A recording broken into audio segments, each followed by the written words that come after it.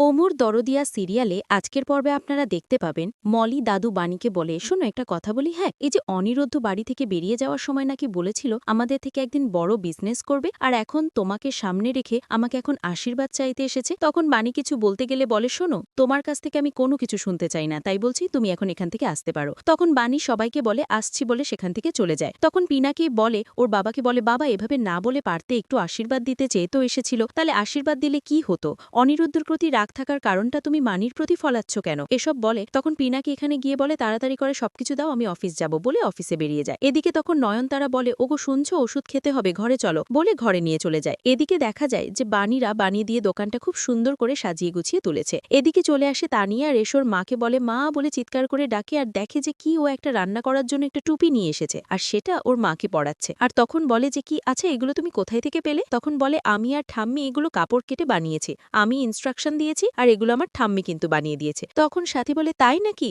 একটা কথা বলে তানিয়া, তোমার মায়ের জন্য বানিয়েছো, তোমার জন্য বানিয়েছো, আমার জন্য করনি, আমাকে দিবে না তুমি। তখন বলে হ্যাঁ হ্যাঁ হ্যাঁ অবশ্যই দেবো। তখন ওর ঠাম্মি বলে নাও এগুলো নিয়ে গিয়ে তোমার মিষ্টি মাকে পরিয়ে দে। তখন তানিয়া এসে ওর মিষ্টি মাকে সেগুলো পরিয়ে দেয়। আর তখন তানিয়া বলে আচ্ছা মা বাবা কোথায়, বাবা আসবে না। তখন বাণী ভাবে যে কি সত্যি তো উনি তো দোকানটা খুলতে চেয়েছিল না, তাহলে কি উনি আর আসবেন না নাকি, হয়তো আর আসতে চাইছে না, এসব বলে। তখন সাথী বলে আমিও তো আসার সময় বলেছিলাম তাড়াতাড়ি আসতে, কিন্তু এখনো আসলো না কেন। ঠিক তখনই দেখে যে অনিরুদ্ধ 2 ব্যাগ ভর্তি সবজি নিয়ে সেখানকার হাজির হয়। আর তখন তানিয়া বলে ওই তো বাবা চলে এসেছে দেখো মা। তখন তানিয়া ওর মা সবাই তাকিয়ে দেখে যে সুন্দর করে সেজে গুজে 2 ব্যাগ হাতে করে নিয়ে হেঁটে রাস্তা দিয়ে আসছে। আর আসার পরে তখন তানিয়াকে জড়িয়ে ধরে অনিরুদ্ধ আর বলে বাবা তোমার জন্য দেখবে কি বানিয়েছি, বলে বাবাকে দেয়। আর বলে এই টুপিটা তো আমার মাথায় হবে না তানিয়া, তাহলে তুমি এক কাজ করো, এই টুপিটা বরং তুমি পরে নাও, ঠিক আছে। তখন বলে আচ্ছা ঠিক আছে। তখন অনিরুদ্ধ বলে শোনো বাণী, অনেক তো দেরি হয়ে গেছে নাকি, এবার আমাদের পুজোর কাজটা শুরু করতে হবে। তখন বাণী যেন কাউকে খুঁজছে, ও সেটাই মনে হচ্ছে। আর তখন অনিরুদ্ধ বলে বাণী কাকে খুঁজছো তুমি। তখন বলে কাউকে না। তখন বলে তুমি ওদেরকে শুধু শুধু বলতে গিয়েছিলা, ওরা কেউ আসবে না, আমি বলছি ওরা এখনো আসবে না, তাই বলছি অপেক্ষা করার দরকার নেই, চলো আমরা পুজোটা এবার শুরু করে দিই। ঠিক তখনই সেখানকার ঈশানী আসে আর বলে ও মামা তোমরা পুজো শুরু করে দিয়েছো নাকি।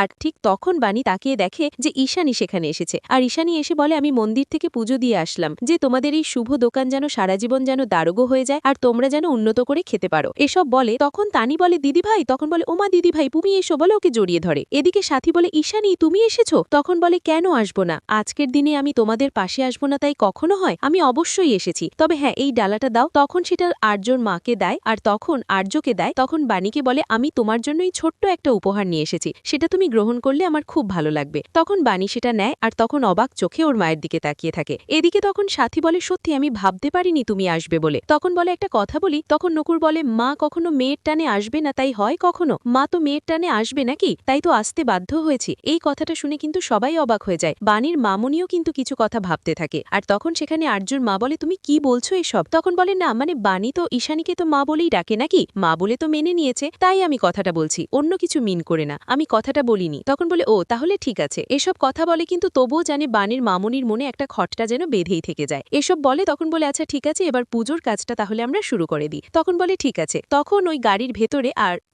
অনিরুদ্ধ আর বাণী সেখানে যায়, আর ও দুজনে মিলে পুজো করে। আর তখন বাণী বলে এই নারকেলটা নিয়ে আপনি আপনার দোকানের জন্য ফাটান। তখন বলে আমার দোকান কেন হবে, আমাদের, তাই দুজনে তখন নারকেলটা ফাটায়, আর ওই জলটা নিয়ে সবার গায়ে গায়ে ও ছিকিয়ে দেয়। তখন আর্যকে বলে যে কি খাবারের মেনুর কার্ডটা দাও তো। তখন মেনুর কার্ডটা নিয়ে তানিয়াকে ধরে টাঙিয়ে দেয়। আর তখন সেখানে নকুল থাকলে নকুল সে খাবারের মেনুগুলো তো পড়তে হয়, বানালে তো হবে না নাকি, তখন নকুল একটা একটা করে বানায়। আর তখন ঈশানী বলে ওমা তুমি রুটি রোলও রেখেছো এখানে, কি বানি, সত্যি আমি অবাক যাচ্ছি। তখন নকুল বলে রুটি রোলটা কি, আমি তো সেটা এখন পর্যন্ত বুঝতে পারলাম না, এটার রহস্য কি এ করে আছে, এটা একটু বোঝাও প্লিজ। তখন বলে হ্যাঁ আমি তাহলে বলছি, ও যখন আমাদের বাড়িতে ছিল তখন আমি ওকে রুটি রোল করে দিয়েছিলাম, ও খেতে সত্যি খুব ভালোবাসে। আর তখন বানিও বলে হ্যাঁ মা আমাকে রুটি রোল করে দিয়েছিল। তখন সাথী বলে এই সিক্রেটটা তো কই আমাকে বলনি, আমাকে তো কখনো রুটি রোল করার কথা বলনি তুমি এসব কথা বলে।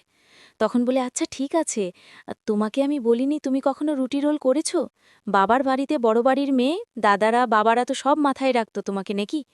তখন ওখানকার ঈশানী আর সাথী দাঁড়িয়ে থাকে, আর সাথী বলে আমাকে তাহলে আজকে রুটি রোলই করে দাও।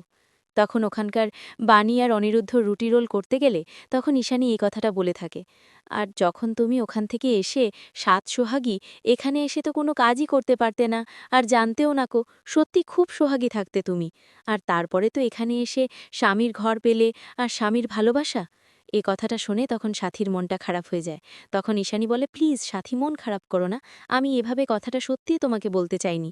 আমি শুধুমাত্র বোঝাতে চেয়েছিলাম যে তুমি তো ওখানে বড়লোকের বাড়িতে থাকতে, বড়লোকের মেয়ে তুমি, আর এখানে এসে তো তোমাকে তাপসদা খুব ভালোবাসত, সেটাই তুমি বললে।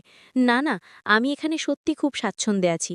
দেখো না, আমার ছেলে অনিরুদ্ধ, আমার বৌমা বাণী, আমার নতুন বান্ধবী আমার বিহান, আমাকে সবাই এরা মাথায় করে রাখে, এতটা আনন্দ দেয়। তখন বাড়ির মামনি হাতটা ধরে আর বলে, বিহান আপনি কি বলছেন এটা? আমরা তো সবাই একে অকের উপরে পাশে থাকব, এটাই তো আমরা কথা দিয়েছি নাকি? এসব কথা বলে তখন তখন ঈশানী বলে, সাথী প্লিজ মন খারাপ করো না, এটা নিয়ে আর। তখন ওখানেও রুটি রোল করা হয়ে গেলে বাণী সেখান থেকে বেরিয়ে আসে আর তখন বলে, আমার কিন্তু রুটি রোল করা হয়ে গেছে, এবার রুটি রোলটা আপনি তাহলে খেয়ে নেন। তখন সাথীকে দেয় আর সাথী তখন রুটি রোলটা খেয়ে নেয়। আর তখন সাথী বলে ঈশানীকে, ঈশানী তুমি একটা খেয়ে দেখো না, দেখো সত্যি খুব সুন্দর লাগছে খেতে। তখন বলে, অবশ্যই আমি খাবো, কেন আমি খাবো না? বলে ঈশানীও তখন ও রুটি রোলটা একটু খেয়ে দেখেন আর খাবার পরে বলে, সত্যি আমি ভাবতে পারি না, আমি অবাক যাই যে আমার মতো করে কি করে বানিয়ে এত সুন্দর করে খাবারটা করে, মনে হচ্ছে হুবুহুবু যেন আমিই যেন রান্না করেছি। এই কথাটা শুনে কিন্তু নকুল অবাক হয়ে যায়। এদিকে তখন আবারও ঈশানী বলে, শোনো একটা কথা বলি তোমাকে, হ্যাঁ আমি কিন্তু এই রুটি রোলটা খাবো না, আমার 10টা চাই, আমি বাড়ি নিয়ে যাব, তাই বলছি তুমি এখন ঝটপট আমাকে বানিয়ে দাও। তখন বলে, ঠিক আছে। তখন সেখানে যায় আর তখন বানিয়ে আবারও 10টা রুটি নিয়ে এসে সে দেয় আর কিছু টাকা দেয়। তখন ঈশানী আর বলে, তোমরা নিজের উপার্জন দিয়ে নিজেরই ছোট্ট দোকানটাকে একদম অনেক বড় করবে, দেখো তোমরা দুজনে খুব সুখে থাকবে, আমি এই আশীর্বাদই করছি, তোমরা সারা জীবন যেন একে অপরের পাশে থাকো। এসব কথা বলে তখন সাথী বলে, অবশ্যই থাকবে। এসব কথা বলে, শোনো তবে কিন্তু মন খারাপ করো না। তখন আবারও বলে অনিরুদ্ধ, দোকান কিন্তু সত্যি খুব ভালো হবে। আর তখন তানিয়া বলে, আচ্ছা এই কথা কেন, চারা গাছ কি? তখন অন্তরা বলে, এর আগে শুনেছি আমি চারা মাছ, আজ বা চারা গাছ, এটা আবার কি জিনিস গো? তখন ওখানে 8জন মা বলে, এই মেয়েটাকে নিয়ে আমি পারি না, সারাক্ষণ আমার মাথা খায়, একটু বানি প্লিজ তুমি একটু ওকে বুঝিয়ে বলো না গো, আমি সত্যি বোঝাতে পারি না, বোঝার মতন ক্ষমতা নাই আমার। তখন সেখানে ঈশানী দাঁড়িয়ে থাকে আর ঈশানী বলে, তাহলে এক কাজ করি, আমি তাহলে এখন আসি, আমি আবারও আসব, বলে চলে যায়। এদিকে তখন আবারও অন্তরা, ওখানে আবারও বাণী আর অনিরুদ্ধ রান্না করতে যায়। আর তখন অনিরুদ্ধ বলে, দাও পেঁয়াজ লঙ্কা কুচি করে দিই আমি। তখন বলে, না না, এসব করা আপনার অভ্যেস না, আপনাকে করতে হবে না, আমি সবটা করে নিচ্ছি। তখন বলে, এই দোকানটা কার নামে? আমার নামে, তাহলে আমি কেন করব না, দুজনে মিলে একসঙ্গে করব। তখন বলে, আচ্ছা বাবা ঠিক আছে। এদিকে আর তখন অন্তরাকে বলে, আমি যেগুলো কথা বলেছি সেগুলো কই? তখন দুটো মেয়ে আসে ঢাক ঢোল নিয়ে আর তখন সেখানে অনিরুদ্ধ আর বাণী ওখান থেকে বেরিয়ে তখন জিজ্ঞাসা করে, 8জন, অন্তরা এটা কি? তখন বলে, আজ আমার দাদার দোকান ওপেন হচ্ছে, আর আজ ঢাকঢোল বাজবে না তাই কখনো হয়? তাই তো আমি ঢাকঢোল নিয়ে এসেছি। বলে তখন বলে, ঢাকঢোলটা বাজাও তো। আজকে এই পর্যন্ত শেষ হয়ে গেল। আগাম পর্বে আপনারা দেখতে হবেন যে মৌলি এসে এসে বলছে বাণীর জন্য যে রাস্তায় তুমি খাবার বিক্রি করছো, কখনো দেখব নাকি যে এক টাইম করলে রাস্তার ধারে বসে তুমি সিনাম করছো? তখন অন্তরা বলছে, আমার দাদা বৌদিকে অপমান করলে কিন্তু আমি কিন্তু ছেড়ে কথা বলবো না। তখন মৌলি বলে, তুমি মারবে নাকি? হ্যাঁ। তো মৌলি অন্তরাকে মারতে লাগে আর এদিকে বাণী বলে, এসব তোমরা কি করছো, তোমরা চুপ করে থাকো প্লিজ। তো আজকের পর্বটা কেমন হয়েছে যদি ভালো লাগে তাহলে কমেন্ট শেয়ার সাবস্ক্রাইব করবেন। আর হ্যাঁ, ফেসবুক থেকে দেখলে অবশ্যই ফলো করবেন। আর কোনো জায়গাতে যদি আমি ভুল ত্রুটি বলে থাকি তাহলে আপনারা ক্ষমা করবেন। আর কোন কোন সিরিয়ালে আপডেট পেতে চান আমাকে অবশ্যই বলবেন, আমি দেওয়ার চেষ্টা করব।